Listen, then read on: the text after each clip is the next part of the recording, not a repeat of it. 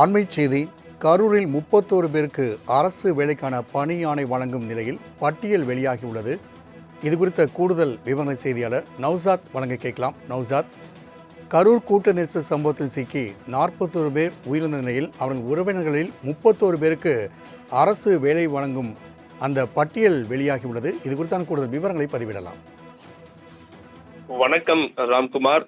தமிழக முதலமைச்சராக பொறுப்பேற்ற ஜோசப் விஜய் அவர்கள் இரண்டாவது முறையாக மாவட்டத்திற்கு சென்று செல்கிறார். முதல் முறையாக திருச்சி கிழக்கு, அடுத்த கரூருக்கு இன்று சென்றிருக்கிறார். இந்த கரூர் என்பது மிக முக்கிய ஒன்றாக பார்க்கப்படுகிறது. தாவேகாவுடைய அரசியல் பயணத்தை பொறுத்த வரைக்கும் முதலுடைய அரசியல் பயணமாக இருக்கட்டும், அந்த இடத்துல 41 பேர் உள்ளது என்பது மிகுந்த வருத்தத்துக்கு உள்ளாக்கிய ஒரு நிகழ்வாகவே தாவேகா பார்க்கிறார்கள். அதே அளவு அந்த அடிப்படையில் தான் தமிழக முதல்வர் கூட இன்று கருப்பு ஆடை அணிந்து கூட இன்று கரூருக்கு வந்திருந்தார்கள். இந்த நிலையில்தான் உயிரிழந்த 37 குடும்பத்திற்கு அரசு பணி வழங்குவதாக தெரிவிக்கப்பட்டது. அது பல்வேறு விமர்சனம் உள்ளாக்கப்பட்டாலும் கூட அவளுக்கு ஒதுக்கக்கூடிய என்னென்ன பணி என்ற உள்ளிட்ட பட்டியல்கள் தற்போது வெளியாகிறது. மிக முக்கியமாக 31 பேருக்கும் குறிப்பாக அவர் படிப்பிற்கு ஏற்றாற்போல் பணி வழங்கப்பட்டிருக்கிறது. அதிலையும் ஆனந்த ஜோடி என்பவருக்கு இளநிலை உதவியாளராக பள்ளிக்கல்வித்துறை வழங்கப்பட்டிருக்கிறது.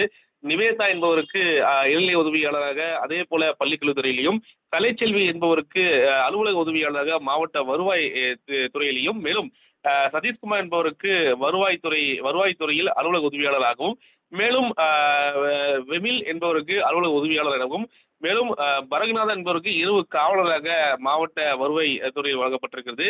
மேலும் செல்வராணி என்பவருக்கு மிக முக்கியமாக மசாஜி மாவட்ட வருவாய்த்துறை வழங்கப்பட்டிருக்கிறது.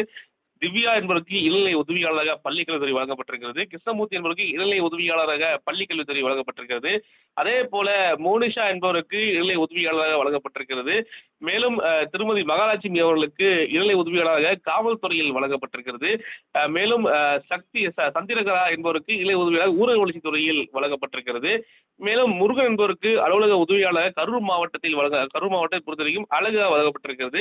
இதில் மிக முக்கியமாக 31 பேரில் 7 பேருக்கு அந்த மாவட்டத்தை சுற்றி இருக்கக்கூடிய ஈரோடு, திண்டுக்கல், மேலும் சேலம், திருப்பூர் உள்ளிட்ட துறையூர் உள்ளிட்ட மாவட்டங்களிலும் பணி நியமன ஆணை வழங்கப்பட்டிருப்பது மிக முக்கிய ஒன்றாக பார்க்கப்படுகிறது. மேலும் சுதன் என்பவருக்கு அலுவலக உதவியாளராகவும், அகிலா என்பவருக்கு அலுவலக உதவியாளராகவும், குணசேகர் என்பவருக்கு இளநிலை உதவியாளர் பேரூராட்சியில் ஈரோடு மாவட்டத்தில் வழங்கப்பட்டிருக்கிறது. ஜெயபிரகாஷ் என்பவருக்கு இளநிலை உதவியாளராக வழங்கப்பட்டிருக்கிறது.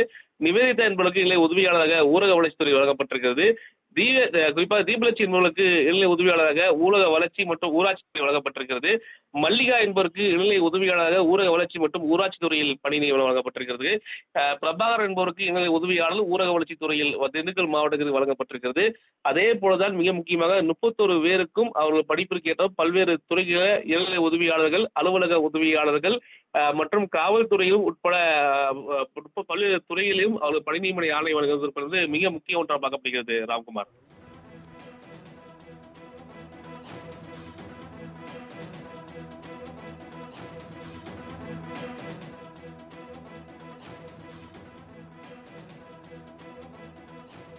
நௌசாத், ஏற்கனவே உயர்நீதிமன்ற மதுரை கிளை இந்த பணிகள் என்பது ஒரு தற்காலிகமாகவே என்று அறிவித்துள்ளது. இதில் ஒருவருக்கு கருணை அடிப்படையில் பணமும் வழங்கப்பட்டுள்ளது. இது குறித்தான விவரங்களை பதிவிடலாம். குறிப்பாக மதுரை உயர்நீதிமன்றத்தை பொறுத்தவரைக்குமே அரசு எடுக்கக்கூடிய சில கொள்கை முடிவுகளில் நீதிமன்றம் தலையிட முடியாது என தெரிவித்திருக்கிறார்கள். இருந்த போதிலும் கூட இது தற்காலிகமாக இருந்தாலும் கூட இறுதி தீர்ப்பு என்பது பின்பு தெரிவித்திருக்கிறார்கள். அந்த அடிப்படையில் தான் குறிப்பாக இது கொள்கை முடிவை பொறுத்தவரைக்குமே எந்த ஒரு அதிகாரமும் உள்ளே நுழைய முடியாது என்பது மிக முக்கியத்துவம் பார்க்கப்படுகிறது. அரசு மற்றும் அரசு சார்ந்த கொள்கை முடிவை பொறுத்து நீதிமன்றம் நுழைய முடியாது, விமர்சனம் செய்யலாம், வழக்கு தொடரலாம். இருந்தாலும் கூட அதை தலையிட முடியாது தெரிவித்து விட்டாலும் கூட அந்த அடிப்படையில் அரசை பொறுத்தவரைக்கும் இந்த தாவேகா அரசை பொறுத்தவரைக்குமே பாதிக்கப்பட்டவர்களுக்கு நிச்சயமாக அரசு வேலை வாய்ப்பு வழங்க வேண்டும் என்பது உறுதியாக இருக்கிறார்கள். அதேதான் தமிழக முதல்வர் ஜோசப் விஜயுடைய எண்ணமாகவும் இருக்கிறது. அதனால்தான் இந்த பணி நியமனம் ஏற்கனவே கடந்த ஆட்சி அமர்ந்ததிலிருந்து 1 மாத காலமாகவே இவர்களுக்கு எந்த பணி வழங்க வேண்டும், குறிப்பாக என்ன இந்த குடும்பத்தில் யாராரு என்னென்ன கல்வி தகுதி இருக்கிறது, கல்வி அடிப்படையில் என்ன பணி நியமனம் வழங்கலாம் உள்ளிட்ட குறித்து முன்கூட்டியே அதை அதிகாரிகளை கொண்டு ஆய்வு மேற்கொண்ட அடிப்படையில் தான் இந்த உரிய பணி நியமன ஆணையை தமிழக முதல்வர் ஜோசப் விஜய் வழங்கியிருக்கிறார். சில பேருக்கு குறிப்பாக பதவி, அது மிக முக்கியமாக ஒருத்தருக்கு சாந்தி என்பவருக்கு ஈரோடு மாவட்டத்தில் அவருக்கு 10 லட்சம் கருணை தொகை வழங்கப்பட்டிருக்கிறது.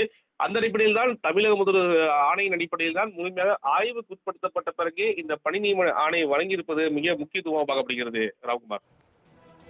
நௌசாத், தகவலுக்கு நன்றி.